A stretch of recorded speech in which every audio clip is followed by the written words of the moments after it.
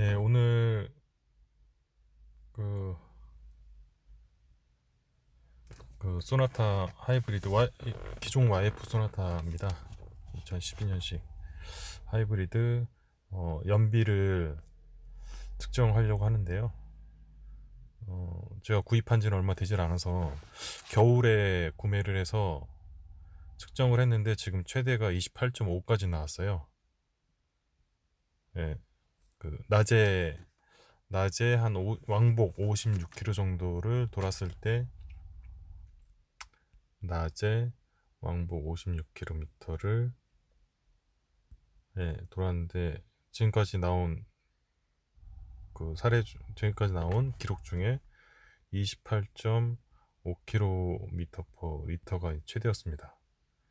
근데 이게 지금 겨울이었고요. 날씨가 그때 한 영하는 아니었는데 아무튼 살짝 쌀쌀한 날씨였습니다. 이제 저는 궁금했던 게 날씨가 좀 풀렸을 때 배터리 상태가 좋을 때 과연 어떻게 나오는지 그거랑 어 최근에 또 카페 같은 거 이런 데 찾아보니까 이게 밤에 운행을 할 때 헤드라이트를 켜고 가는데 헤드라이트, 테일라이트, 그 다음에 각종 뭐 전기 장치들, 야간에는 이런 것들이 켜지니까 여기에서 소모되는 이제 배터리 양이 줄어들 수가 있어요. 근데 요거는 고전력 배터리에서 쓰는 건 아니고 보조 배터리에서 나간다고는 알고 있어요. 근데 아무튼 보조 배터리에 전압이 강화되면 어차피 보조 배터리를 고전압 배터리가 충전해 주는 거기 때문에 얘도 영향이 가긴 합니다. 그래서 한 번은 이제 출퇴근길에 연비를 측정해 보니까 그 28점 낮에 찍었던 28.5km per 리터가 안 나오더라고요. 뭐 26 정도도 26 정도가 나오는데 아무리 최대한 이제 연비 주행을 해도 그래서 궁금했던 게 28.5랑 26이면 한 2.5에서 3 정도 차이거든요. 킬로미터 퍼 리터. 근데 2.5에서 3 정도 차이면 이게 배터리로 이제 평지 주행 기준으로 보면 한 칸 정도 한 칸 정도를 평지로 이제 전기 힘으로만 달렸을 때 나오는 거리가 한 7km 정도 됩니다. 요 정도 차이인 것 같더라고요. 예. 전체 왕복 56km인데 만약에 밤에 주행을 해서 3km를 못 간다 그러면 그 계산을 한번 해볼게요. 예. 그러니까 지금 56km 달려서 얘가 28.5가 나왔는데 만약에 밤에 달려서 라이트를 켜고 달려서 53km밖에 못 갔다. 3km를 뺐다 그러면 얘가 한 26 정도 나왔거든요. 예. 계산해보면 맞는 게 지금 56을 28.5로 나누면 56을 28.5로 어, 나누면 그 해당 리터가 나올 겁니다. 뭐 킬로미터당 몇 리터 간다고. 제가 이걸 계산해 봤는데 얘도 53km 같은 리터당 53km를 간다고 봤을 때 연비가 26 나오는 게 맞더라고요. 예, 이게 지금 같게 나오더라고요. 그래서 한 칸 정도가 한 3km 손해 본다고 보시면 되고 이 한 칸은 이제 배터리를 야간에 주행할 때 조명에 사용된 그 전기 에너지라고 보시면 될 것 같습니다. 그래서 계산해 보니까 이런 관계가 나와서 정말로 그럼 조명을 사용 안 하면 그 기존에 있었던 28.5가 그대로 나올지 그리고 겨울에 쌀쌀할 때 28.5가 나왔으니까 지금 날씨가 한 어, 따뜻하잖아요. 여름은 아니더라도 날씨가 따뜻해졌으니까 더 잘 나오지 않을까 해서 한번 시간을 좀 내서 지금 주행해 본 겁니다. 그 영상을 한번 보시죠. 결과는 예, 보시면 아실 테니까 영상을 한번 좀 보겠습니다. 여기는 지금 그 경인고속도로 그쪽 라인입니다. 그 지금 차가 막히는 시간대여 가지고 차가 안 막히는 데를 찾다 보니까 꽤 그 터널이 긴 구간을 갈 수밖에 없었는데, 뭐 어차피 터널이 긴 구간이면 연비에는 더 좋을 테니까 겸사겸사 한번 내용을 한번 보죠. 지금 고속도로 타기 바로 전 IC 구간에서 잠깐 정차하고 킬로수를 0으로 맞추고 연비도 0으로 맞추고 지금 출발을 하고 있습니다. 지금 배터리 양이 하나, 둘, 세 칸하고 조금 더 많은데요. 지금 출발한 지 한 3km 달렸습니다. 연비는 22.3, 그리고 주행거리는 3km. 성남 가는 길인데 터널 아닙니다. 지금 배터리는 한 칸 정도 썼어요. 배터리 한 칸 정도 썼는데 3km 갔는데 지금 연비는 거리가 짧아서 22 정도는 나오는데, 초반에 이제 배터리 써서 달려서 22가 나오는데 쭉 주행을 해보겠습니다. 그리고 이제 차이가 나는 게 뭐냐면 배터리를 3칸으로 갔는데 이제 왕복 구간 갔다가 오는 길에 배터리가 뭐 2칸만 남았다 그러면은 원래 칸수도 똑같이 맞춰야지 연비가 나오는 거거든요. 이 한 칸당 달리는 거리가 있으니까 3km를 더 갔다, 3km를 빼야 된다, 그렇게 구체적으로 계산하실 수도 있습니다. 그러면 연비가 뭐 1km 정도 더 빠질 수도 있는 거고요.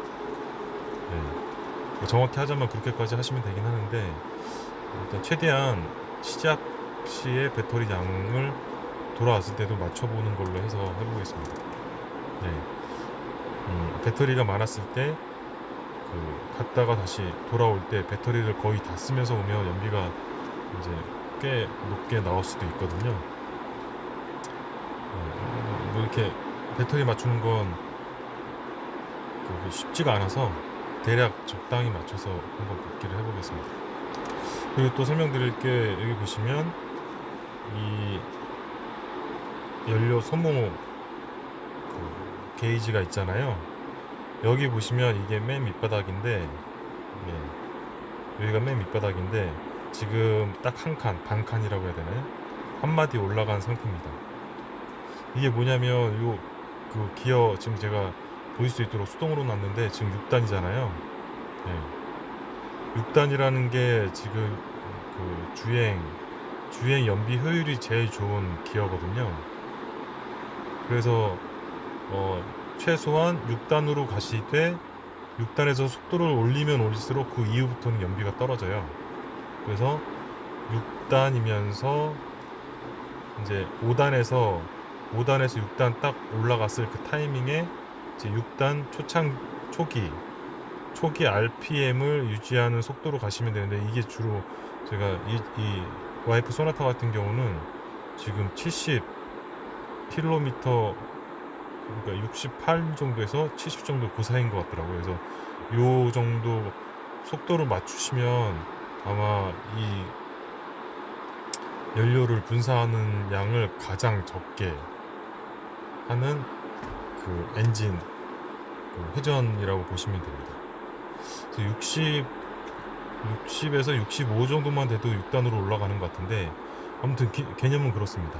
6단 바로 올라갔을 때 그 RPM 속도로 쭉 주행하시면 연료 소모는 가장 적을 것이다, 이렇게 보시면 맞더라고요.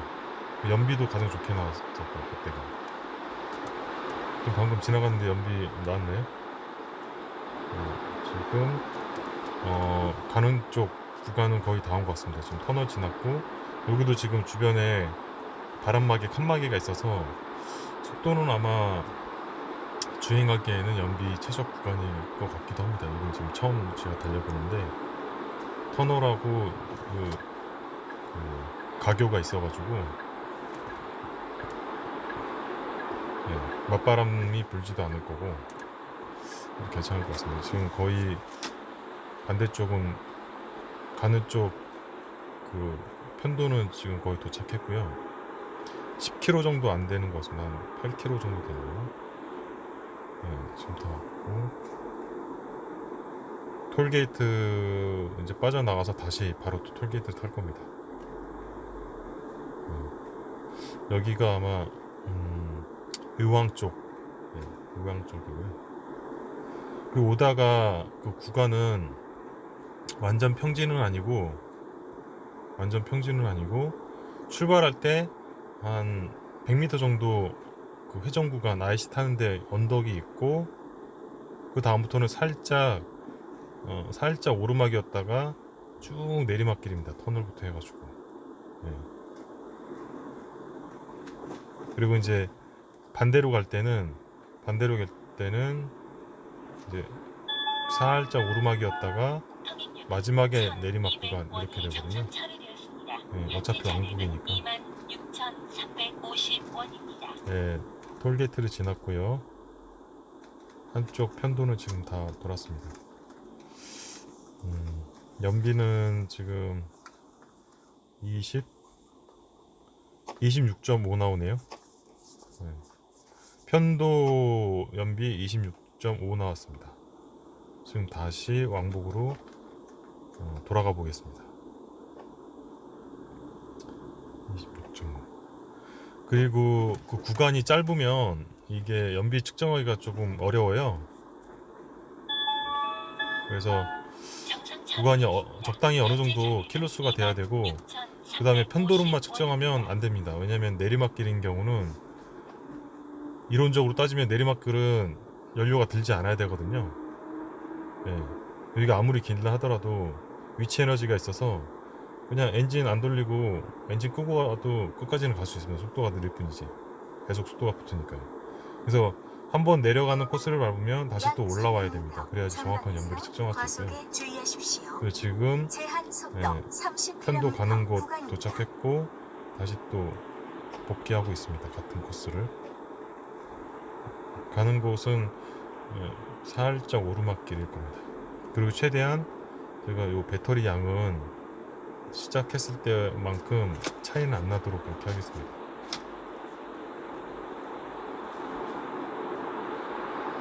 이때도 지금 게이지 보시면 한 칸이 안 되잖아요. 지금 6단인데도 불구하고 한 칸 안 되고 속도는 한 6단에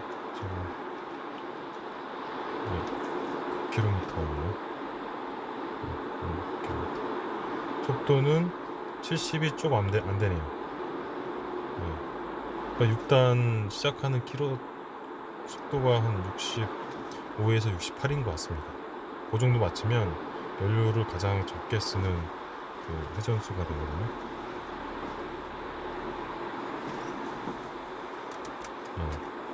그리고 지금 크루즈를 해서 가고 있습니다. 크루즈를 하면 지금 차가 알아서 최적의 연료 분사를 하는데 오르막길이면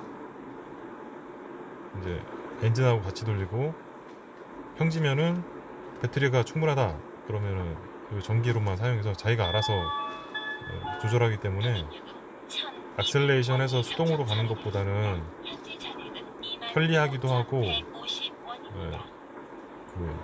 악셀레이터를 굳이 깊게 밟지 않아도 속도를 유지해 주기 때문에 연비면에서는 괜찮더라고요. 근데 지금 저 같은 경우는 크루즈를 꺼도 크루즈 킨 것보다 비슷하게 나옵니다. 26.3 나왔네요. 크루즈를 킨 거랑 비슷하게 나옵니다. 그러니까 악셀레이터를 이용해 가지고 어떻게 어느 정도 밟으면 이렇게 T자 모형의 엔진을 돌릴 수 있는지, 어느 정도 밟으면 단순히 배터리로만 갈 수 있게 하는지 이게 감이 지금은 오거든요. 그래서 굳이 크루즈를 안 돌려도 되는데 지금은 이제 장시간 주행해야 하다 보니까 발에 일정하게 힘을 주고 있기가 불편해요. 그래서 크루즈를 쓰시면 되고, 거의 도착할 무렵에는 제가 수동으로 악셀레이션을 하고서 연비를 측정해 보겠습니다. 지금도 계속 70km 구간 내로 주행하고 있고, 평소에 연비 운전 하신다고 굳이 70 전후로 맞출 필요는 없어요. 지금 이거는 테스트상, 지금 연비가 25인가요? 테스트상 속도를 한 100km는 가야 되는데 제가 일부러 이렇게 한번 맞춰본 거고요. 근데 차가 많은 구간인 경우는 지금 거의 길을 막을 수도 있기 때문에 연비 운전 하신다고 그렇게 꼭 65에 맞춰가지고 다니실 필요는 없으실 것 같습니다. 12km 정도 되네요. 공기 게이지는 지금 반칸이 안 되게끔 그렇게 계속 돌고 있습니다. 연료를 가장 최소로 좀 쓰고 있고요. 그리고 배터리는 거의 출발했던 만큼 지금 채워지고 있죠.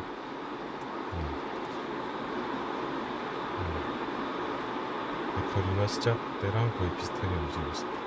그리고 또 하나 팁을 드리자면, 배터리가 완전히 부족한 상태랑 배터리가 충분히 차 있는 상태로 주행하는 게 좀 다른 게, 배터리가 거의 없는 상태에서 조금 채우고 또 배터리 쓰고 좀 채우고 배터리 쓰고 하는 게 이게 비효율적이라는 거죠. 왜냐면 배터리는 전기 에너지가 차 있는 터라 배터리가 빵빵하게 있을 때 힘이 더 좋은 것 같더라고요. 전기 힘이 같은 한 칸이라 하더라도 배터리가 많을 때 한 칸하고 적을 때 한 칸하고는 차이가 많이 납니다. 배터리 적을 때 이게 한 칸이었는데 반칸 바로 찼다고 쓰면 이게 힘이 없어요. 효율이 떨어지죠. 그래서 가능하면 저 같은 경우는 배터리를 좀 빵빵하게 채우면서 배터리 쓸 때 쓰고 다시 또 빵빵하게 채우고 그렇게 씁니다. 그러니까 차가 좀 힘을 잘 받는 것 같고 더 잘 나가는 것 같더라고요. 지금 거의 도착한 것 같고요. 연비 한번 최종 측정해 보겠습니다. 배터리는 3칸 끝에서 왔다 갔다 지금 쓰고 있습니다. 그렇게 많이 안 씁니다. 배터리가 빵빵하게 있어야 차가 배터리를 효율적으로 쓴다, 이렇게 보시면 되겠습니다. 그리고 지금 크루즈 껐습니다. 크루즈 껐고 지금 악셀레이터를 조절하고 있고요. 26.7 나오네요.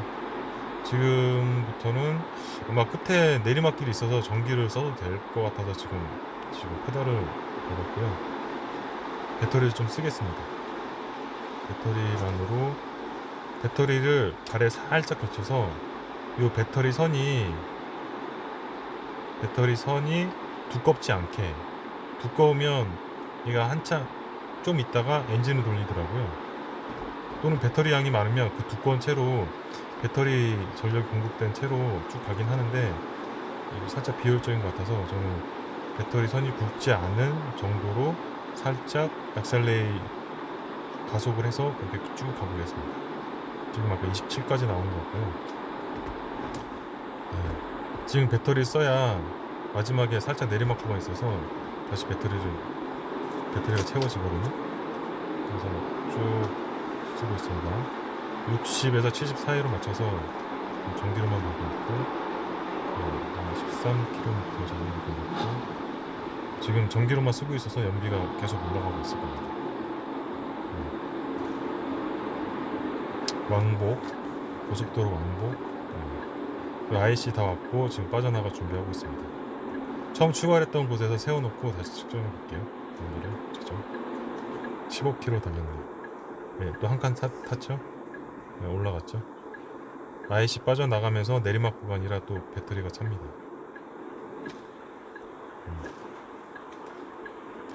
연비 29, 점점 올라갑니다. 29. 다 빠져나왔고 처음 출발했던 반대편에 세워보겠습니다. 네, 여기 내리막길에 또 한 칸 찰 겁니다.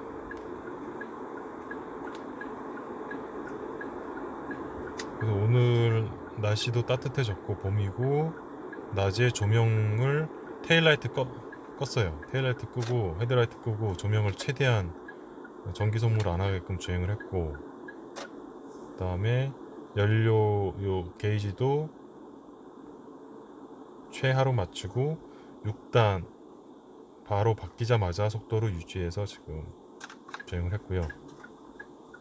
크루즈 잠깐 이용하고 마지막에는 제가 수동으로 이제 배터리 이용해서 왔습니다.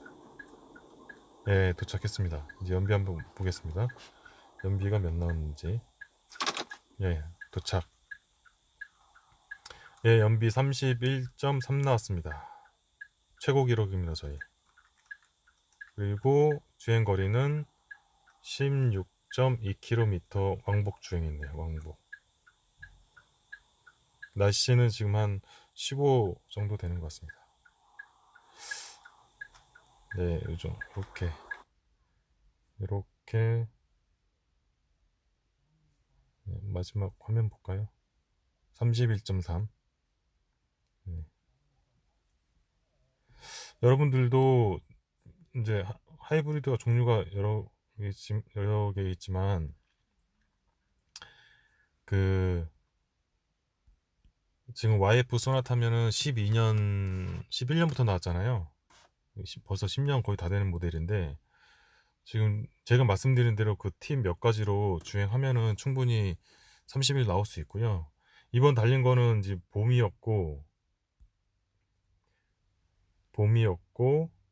그다음에 터널이 많았고 전기 장치를 거의 쓰지 않았고 그 낮이었고 예, 낮이었고 전기 장치 쓰지 않았고 크루즈 주행을 해서 최적으로 갔고 6단에서 그 연료 소비를 가장 적게 해서 달렸고 예. 요런 것들을 잘 지키면 예, 31.3도 나오실 수 있다는 겁니다. 예. 참고하셔서 예, 연비운전 하시는데 도움 되셨으면 좋겠습니다. 저는 31.3으로 계속 달린다는 거 아니고요. 굳이 이렇게까지 하면서 매번 이렇게 하면 피곤하니까 살짝 이런 식으로 어느 정도 생각하고 달리면 뭐 시내 주행할 때 뭐 15 나오던 거 18km도 나올 수도 있고요.